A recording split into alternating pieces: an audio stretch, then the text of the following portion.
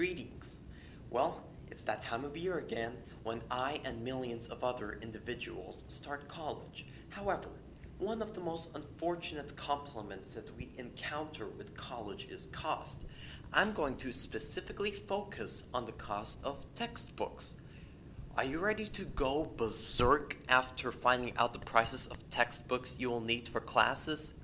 If so, I will show you a way, in fact, several ways, that you can dramatically reduce your monetary expenditures on textbooks.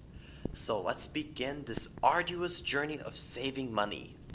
This semester, I'll be taking calculus, physics with a lab, so that technically counts as 2 classes, computer science, and introduction to electrical engineering.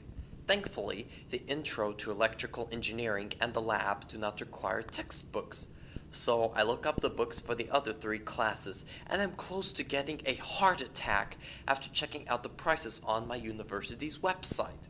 $233 for a calculus book? Good night! I'm not paying that! The other books aren't that much cheaper either, unfortunately. But I need those books. Those subjects are pretty tricky and not to be messed with. Time to leave the college website and search for other sites that will provide relief for me and my wallet. First, I search for the calculus book. It's the 12th edition. At least that is the book that will be used for class. However, I am wondering if I can obtain an earlier edition, but they usually run at much lower prices. I am even thinking about spending no money at all and using my older calculus book for the class. But let me first do some online research. Not long after my search begins, gigantic is an understatement to describe the discounts I find. On one website, I find the 11th edition of that book for, get this, $3.74. That, added with the $3.97 shipping, would only amount to about $7.71. You might think this is too good to be true, but the website's reviews were surprisingly positive, for the most part. And that is something I also look for, website integrity. I avoid websites with no or mostly negative reviews. I am so happy with my finding, and I'm about ready to make the purchase when I decide to review the syllabus for my calculus class and make a horrific discovery. My professor gives homework from the book, the current 12th edition book, not the 11th. Ugh! Earlier editions usually have different problems, and I care about my grades just as much as I care about my money. Ugh! This means that I will be required to buy a textbook for the class. Back to the drawing board, unfortunately.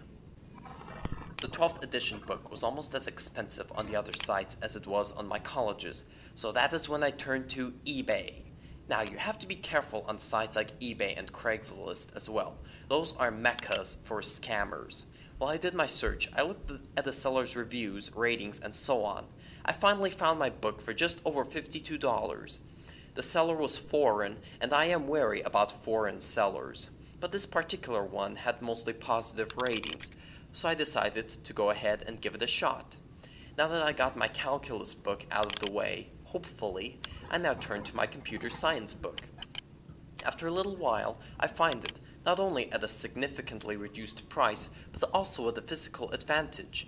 It is an e-book for only $61.43.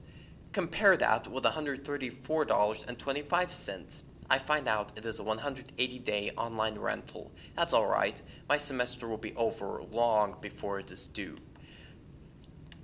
That specific rental is still cheaper and longer than the rental version in my university's bookstore. Not only do I save on money, but I also save on space in my book bag. What a deal! On to the last book, my physics book.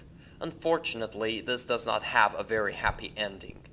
After over an hour of searching, I came up with nothing but dead ends, for I couldn't find that specific book anywhere, neither on the web nor at libraries. And the professor for that class also hands homework from the book, which means I can't use my old physics book either.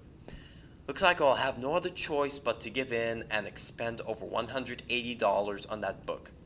But even with that, I saved so much money that at the end I only spent about $300 on books. Compare that with the $1,000 my university expected me to spend.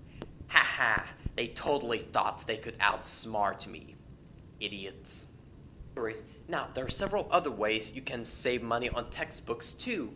If you're really good at a subject, then maybe you can think about not buying the book at all. I did that several times, especially with economics classes. I excel in economics.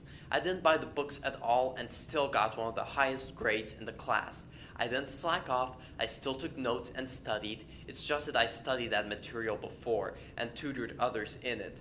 So I knew it like the back of my hand, and I wanted to save money. Another way to reduce your expenditures on textbooks is to check the book out of the library when it is on reserve. I have done that before too. However, on reserve, you are usually only allowed to check it out for a few hours. Sometimes, though, the book can be available both through the reserve and the mainstream library. You can even copy the pages, especially if you only use part of the book. Once again, here are the rules to follow to save money on textbooks. Take your time searching for discounts online. If you find a good deal, look for a better one. Look for ebooks. They're usually cheaper than textbooks and will free up space in your bag.